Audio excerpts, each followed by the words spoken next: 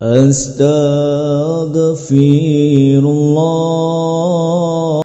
Assalamualaikum warahmatullahi wabarakatuh. Alhamdulillah wassalatu wassalamu ala Rasulillah wa ala alihi wa sahbihi wa mawalah wa la hawla wa la quwata illa billahi wa ba'du. Alhamdulillah, segala puja dan puji hanya milik Allah subhanahu wa ta'ala. Salawat dan juga salam kita hadiahkan kepada Rasul kita Nabi besar Muhammad sallallahu alaihi wa ala alihi wasallam.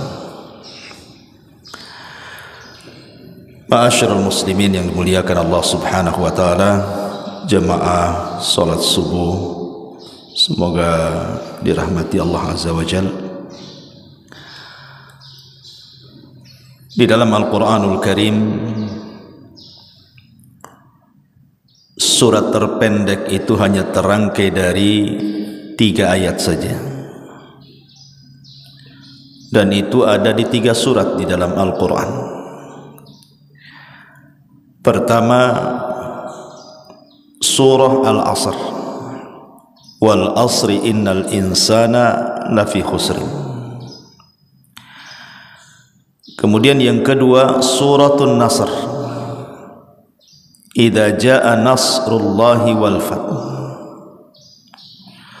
Kemudian yang terakhir, suratul Kautsar, inna a'tayna kal kautsar. Inilah 3 surat terpendek dalam Al-Quran. Tidak ada surat yang di bawah ini, karena paling pendek Al-Quran itu cuma 3 ayat saja. Nah, di antara surat-surat terpendek dari 3 ini, yang paling pendek adalah Al-Kautsar dibandingkan wal asri atau An-Nasr. Berarti kita tahu bahwa surat terpendek dalam Al-Quran itu suratul Kautsar. Tetapi walaupun suratul Kautsar ini surat yang sangat pendek, bukan berarti kemudian pendek pula maknanya. Justru suratul Kautsar ini adalah surat yang luar biasa maknanya. Banyak yang bisa kita petik pelajaran dalam suratul Kautsar ini. Allah subhanahu wa ta'ala berfirman dalam surat ini, inna a'tayna kal kautsar fasalli li rabbika wanhar inna sya'ni'aka huwal abtar. Terjadi silang pendapat di antara ulama, suratul Kautsar ini makkiyah atau madaniyah. Makna makkiyah itu apakah dia turun sebelum hijrah, ataukah dia turun setelah hijrah yang disebut dengan madaniyah. Jangan salah paham, bukan berarti Makkiyah turun di kota Mekah, Madaniyah itu turun di kota Madinah, bukan itu definisinya. Karena ada juga Rasul sudah hijrah di Madinah, turun pula surat di Mekah, tapi disebut Madani. Jadi definisi yang benar antara Makkiyah dan Madaniyah itu dilihat dari hijrah. Jadi setiap ayat yang turun sebelum hijrah disebut Makkiyah. Setiap ayat yang turun setelah hijrah disebut Madaniyah, walaupun turun di Mekah. Itulah di Quran ada istilah surah Makkiyah dan Madaniyah. Lah suratul Kautsar ini menjadi polemik para ulama, apakah dia Makkiyah ataupun Madaniyah. Ditilik dari ujung surat, maka dia Makkiyah. Inna sya'ni'aka huwal abtar. Tapi dilihat dari permulaan surat, fasalli li rabbika wanhar, ini Madaniyah, karena pensyariatan salat dan kurban itu ada di kota Madinah setelah hijrah Nabi. Berarti polemik para ulama tentang Al-Kautsar ini kembali kepada asbab nuzul. Bagi yang mengatakan bahwa Al-Kautsar ini adalah Makkiyah, karena asbab nuzul di mana di zaman Nabi sallallahu alaihi wasallam ada seorang musyrik yang sangat memusuhi Nabi, namanya Al-As ibn Wa'il As-Sahmi. Al-As ibn Wa'il As-Sahmi ini orang yang paling membenci Nabi. Saking bencinya kepada Nabi sallallahu alaihi wasallam, Al-As ini tidak punya rasa kasihan, tidak punya rasa iba, dicabut rasa rahmatnya dari hati Al-As ini. Ketika salah satu putra Nabi sallallahu alaihi wasallam meninggal dunia, maka Al-As ibn Wa'il As-Sahmi mengatakan di hadapan orang-orang Quraisy dan mengatakan, da'uhu fa innahu abtar,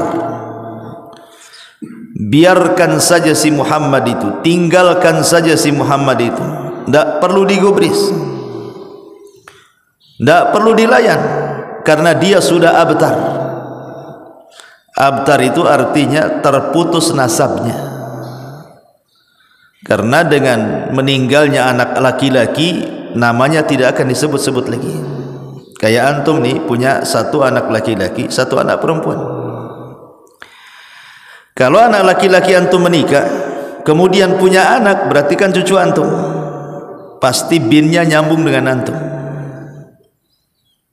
Umpamanya saya Abu Humairah punya anak Humairah, menikah dengan laki-laki, saya nggak akan disebut.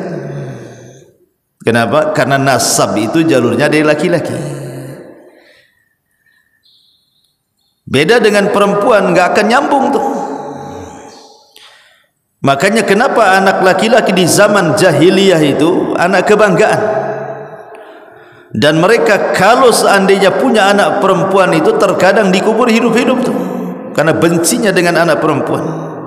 Sampai Allah subhanahu wa ta'ala firmankan, idza busyira ahadukum bil untha dhalla wajhuhu muswaddan wa huwa kadhib. Apabila dihabar gembirakan kepada mereka dengan kelahiran anak perempuan, marah tuh mereka. Terkadang di antara mereka itu ada yang sembunyi-sembunyi kemudian menguburkan anaknya hidup-hidup. Makanya Allah turunkan ayat, wal mau'udatu su'ilat bi ayyi dzambin qutilat, dan bayi-bayi yang dibunuh dengan cara sadis dikubur hidup-hidup itu akan datang kepada Allah dan mengatakan, atas dosa apa kau bunuh aku, katanya.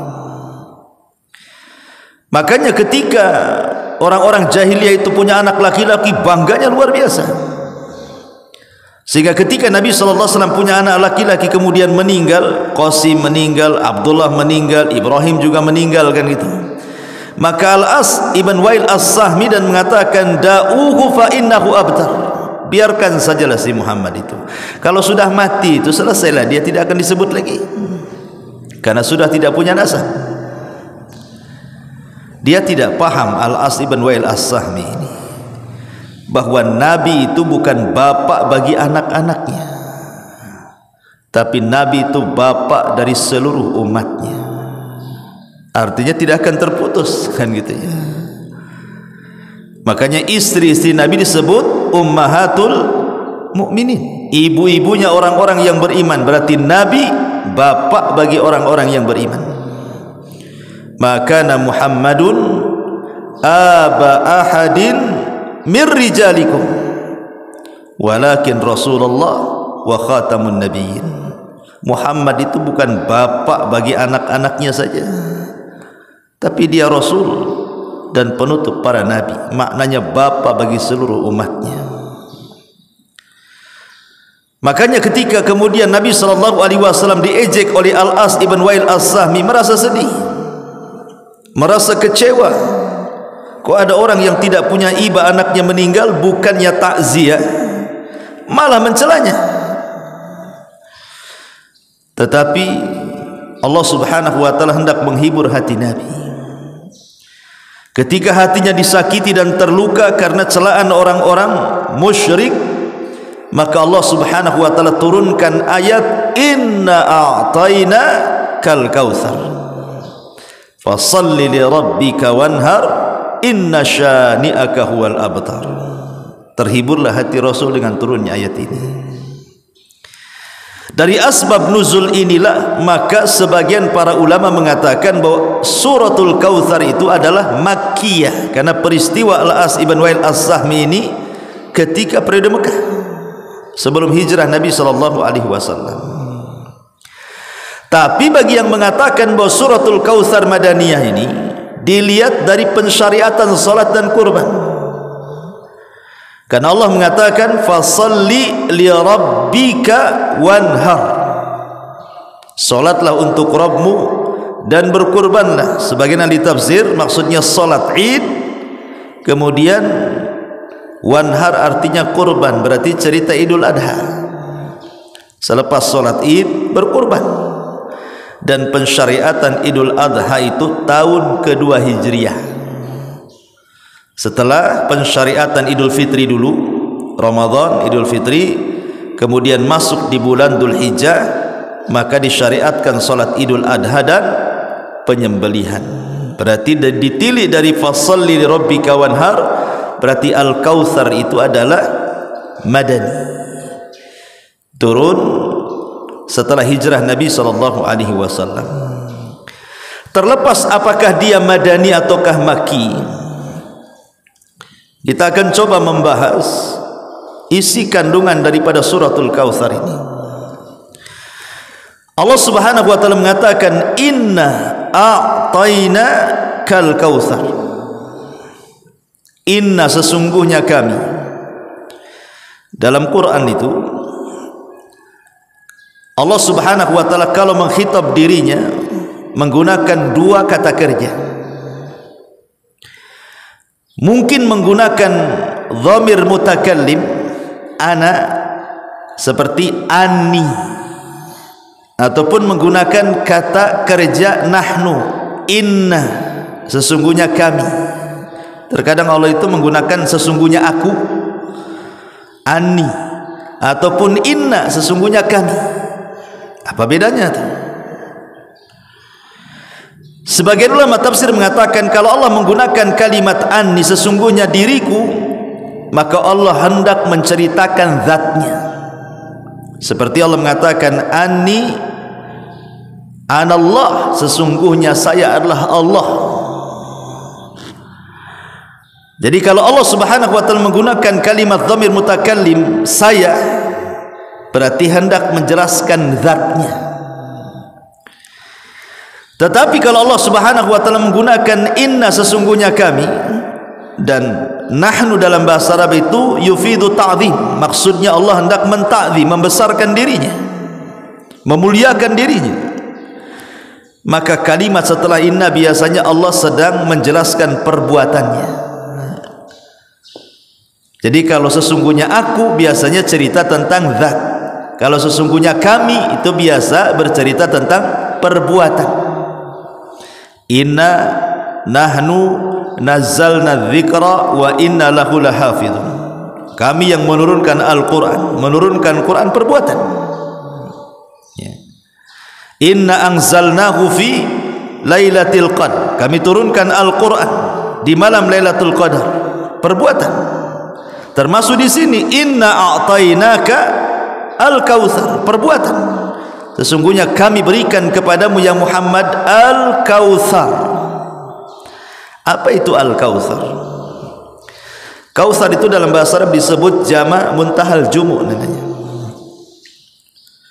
Kalau al-katsir disebut jama' taksir.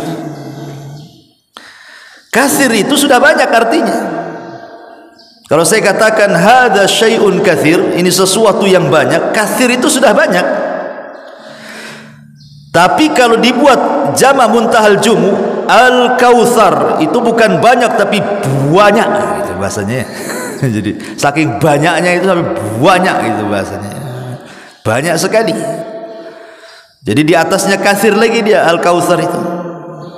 Katsir banyak, al-kautsar banyak sekali. Maknanya Allah Subhanahu wa taala telah memberikan kenikmatan kepadamu ya Muhammad dengan kenikmatan yang tidak terhitung dan tidak terhingga. Saking banyaknya. baik di dunia ataupun di akhirat. Ibnu Abbas radhiyallahu anhu memberikan catatan, apa sih makna Al-Kautsar di sini?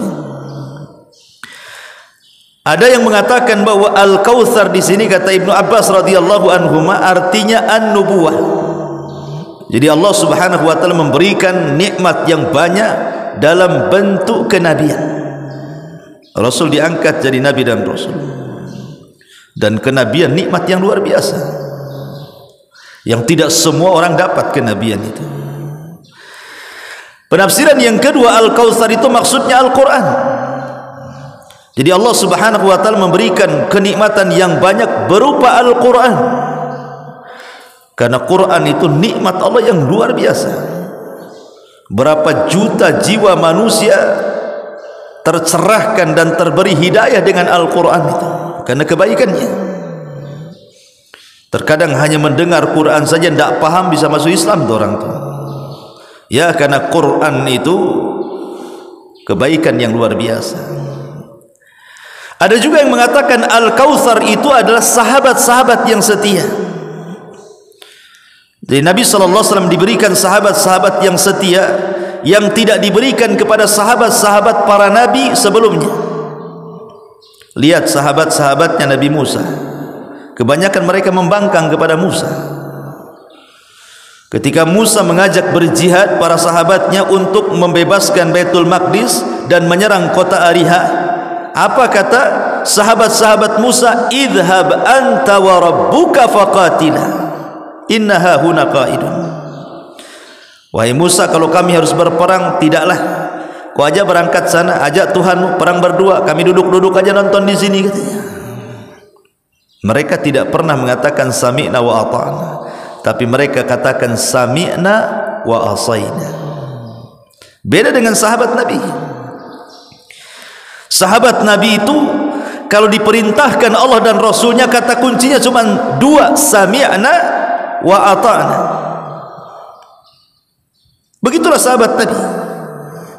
Sehingga Allah Subhanahu wa taala katakan dalam Al-Qur'an kan sifat-sifat mereka itu. Idza du'u ila Allahi wa rasulihi liyahkuma bainahum an yaqulu sami'na wa ata'na. Para sahabat itu apabila diseru kepada panggilan Allah dan Rasulnya, kata kuncinya cuma dua, sami'na wa ata'na. Kami siap taat, siap dengar. Dan ini tidak diberikan kecuali kepada para sahabat Nabi. Sampai-sampai Urwah Ibn Mas'ud Al-Thaqafi, saat masih musyrik dialah yang menjembatani perjanjian Hudaybiyah. Urwah ini salah satu utusan orang-orang Quraisy untuk menghadap Nabi dalam perjanjian Hudaybiyah itu. Urwah menceritakan, aku loh sudah datang ke Persia dan aku melihat orang-orang Persia bagaimana mengagungkan Kisra. Aku sudah datang ke Romawi, bagaimana aku melihat orang-orang mengagungkan Kaisar. Aku sudah pernah ke Ethiopia, bagaimana orang-orang mengagungkan Najasyi. Tapi aku tidak pernah melihat sahabat Nabi mengagungkan nabinya melebihi sahabat Rasul kepada nabinya. Apabila Nabi meludah, ditangkap ludahnya, kemudian diusap di wajahnya. Apabila Nabi SAW wudu, bekas wudunya hampir berperang untuk rebutan mengambil berkahnya. Apabila Nabi SAW bicara, tidak ada satupun yang berani mengangkat wajahnya. Dan begitu seterusnya. Aku tidak pernah melihat seorang atau sahabat-sahabat Nabi yang mengagungkan nabinya melebihi sahabat Nabi kepada nabinya, katanya. Dan ini luar biasa, ikhwan. Kesetiaan itu luar biasa. Dan semua sahabat Nabi sangat setia kepada nabinya, dan itu Al-Kautsar, kenikmatan yang banyak. Ada juga yang mentafsirkan Al-Kautsar ini adalah Rasul diberikan umat yang merupakan umat terbaik dari seluruh umat-umat para nabi. Dan Allah katakan, kuntum khaira ummatin ukhrijat linnasi ta'muruna bil ma'ruf wa tanhauna 'anil munkar wa tu'minuna billah. Kalian sebaik-baik umat yang dikeluarkan kepada manusia, kata Allah. Tidak ada umat terbaik melebihi umat Nabi sallallahu alaihi wasallam. Dan Al-Kautsar itu artinya umat terbaik yang diberikan kepada Nabi sallallahu alaihi wasallam. Gimana tidak dikatakan umat terbaik? Allah Subhanahu wa taala anugerahkan kepada umat ini nabi terbaik kepada mereka, Rasul sallallahu alaihi wasallam. Allah berikan kepada umat ini kitab terbaik, Al-Qur'an, yang tidak diberikan kepada umat-umat sebelumnya. Bahkan Allah Subhanahu wa taala berikan kepada umat ini pahala yang jauh lebih banyak dibandingkan pahala yang pernah diberikan Allah kepada umat-umat sebelumnya. Dengan pendeknya usia umat Islam dan sedikitnya beramal mereka, tapi Allah berikan balasan yang jauh lebih besar dibandingkan yang Allah berikan kepada umat-umat sebelumnya. Dengan kata lain, amalan kecil memiliki pahala besar, dan itu hanya ada di umat Islam. Satu malam kalau antum dapati Lailatul Qadar, sama seperti antum mengamalkan satu ibadah dilakukan 84 tahun atau bahasa Quran 1000 bulan. Mana ada umat dulu Lailatul Qadar? Enggak ada. Sehingga kalau antum mendapatkan 30 kali saja atau 40 kali Lailatul Qadar, seolah-olah usia antum banyak tuh. 84 tahun kalilah 40 tahun. Seolah-olah kita juga punya usia ribuan tahun sama dengan umat sebelum kita. Makanya Al-Kautsar itu artinya umat terbaik yang Allah berikan kepada Rasul sallallahu alaihi wasallam. Dan banyak lagi, ini di dunia. Kalau di akhirat jangan cerita, hadis wala haraj kata ulama, ceritakan tidak mengapa. Bagaimana Nabi SAW diberikan syafaatul udmah, atau yang pertama kali bangkit dari kuburan, Rasul sallallahu alaihi wasallam. Di tangannya syafaatul udmah, semua para nabi tidak sanggup memberikannya kecuali Nabi sallallahu alaihi wasallam. Orang yang pertama kali melintasi titian siratal mustaqim, orang yang pertama kali membuka pintu sorga, orang yang diberikan telaga yang lebih besar dibandingkan telaga para nabi. Sehingga sebagian ahli tafsir yang mengatakan inna a'tayna kal kautsar. Al-Kautsar di sini adalah ismul haud, nama telaga di sorga yang diperuntukkan kepada Nabi sallallahu alaihi wasallam, yang alirannya sampai di padang mahsyar, di mana setiap para nabi punya telaga. Dan Nabi SAW memiliki telaga terbesar dari seluruh telaga-telaga para nabi. Airnya lebih putih dibandingkan susu, lebih manis dibandingkan madu. Bejana-bejananya, gelas-gelasnya lebih banyak dibandingkan bintang-bintang di langit. Siapa yang meminumnya, kata Rasul, man syariba minhu falam yadma abada, maka selamanya tidak akan haus. Ketika umat Nabi SAW mulai berbondong-bondong datang ke telaga itu, minum dari telaga itu, ada yang diberi langsung oleh Allah minumannya, dan ini muqarrabun, orang-orang yang dekat dengan Allah. Ada yang diberikan minum langsung oleh tangan Nabi sallallahu alaihi wasallam, dan mereka adalah orang-orang mulia. Ada orang yang diberikan minum oleh para sahabat, para khulafaur rasyidin. Ada yang hanya minum sendirian, tapi ada yang terusir tidak minum. Sehingga Nabi SAW mengatakan, ya Rabb, ashabi ashabi, wa fi riwayatin ummati ummati. Itu sahabatku, itu umatku, biarkanlah mereka minum dari telagaku. Maka Allah Subhanahu wa taala mengatakan, ya Muhammad, innaka la tadri ma ahdatsu ba'daka innahum ghayyaru wa baddalu. Wahai Muhammad, kau tidak tahu apa yang terjadi dengan umatmu sepeninggalmu itu. Mereka sudah merubah-rubah sunnahmu dan sudah mengganti-ganti petunjukmu, biarkan mereka. Dari sini kata para ulama akidah, bahwa orang yang tidak akan meminum dari telaga Rasul, satu, pertama orang murtad, tidak akan minum dari telaga Nabi. Yang kedua munafik, tidak akan minum dari telaga Nabi. Yang ketiga ahlul bidah, orang-orang yang melakukan bid'ah, tidak akan minum dari telaga Nabi. Yang keempat al-kabair, orang-orang yang gemar melakukan dosa besar, mereka tidak akan minum dari telaga Nabi. 4 kelompok tidak akan minum dari telaga Nabi: murtad, munafik, ahlul bidah, dan sahibul kabair. Ma'asyiral muslimin yang dimuliakan Allah Azza wa Jalla, inna a'tayna kal kautsar. Itulah al kautsar. Fasalli li rabbika wanhar. Karena Allah Subhanahu wa taala sudah berikan nikmat yang begitu banyak kepada Muhammad, maka Allah tuntut bentuk syukur nikmat namanya. Antum kalau diberikan nikmat kan harus bersyukur. Maka Allah Subhanahu wa taala mengkhitab bagaimana cara bersyukurnya? Fasalli, itulah syukur badan. Li rabbika wanhar, itulah syukur harta. Karena tidak ada hal yang paling baik dalam syukur melebihi salat dan melebihi sedekah. Kalau salat syukur badan, kalau sedekah syukur harta, baik dengan kurban atau yang lainnya. Karena di balik kurban kan ada sedekah, memberi makan fuqara wal masakin.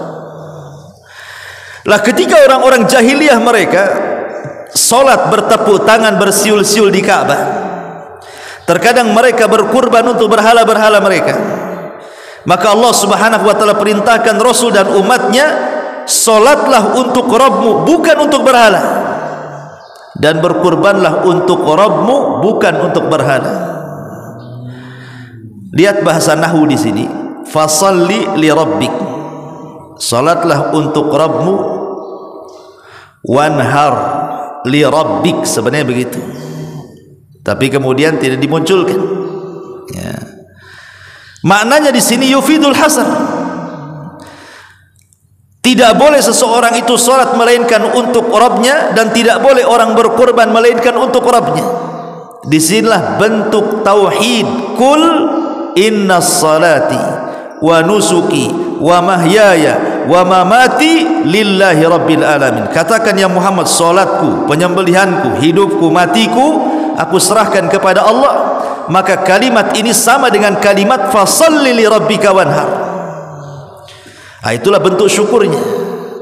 Kalau kita hendak bersyukur akan nikmat Allah salat, makanya di dalam salat itu ada gerakan yang merupakan bentuk ubudiyah kita kepada Allah yang disebut dengan sujud. Makanya sujud ini kan banyak macamnya itu. Ada sujud syukur, ada sujud tilawah, ada sujud sahwi, ada sujud macam-macam kan.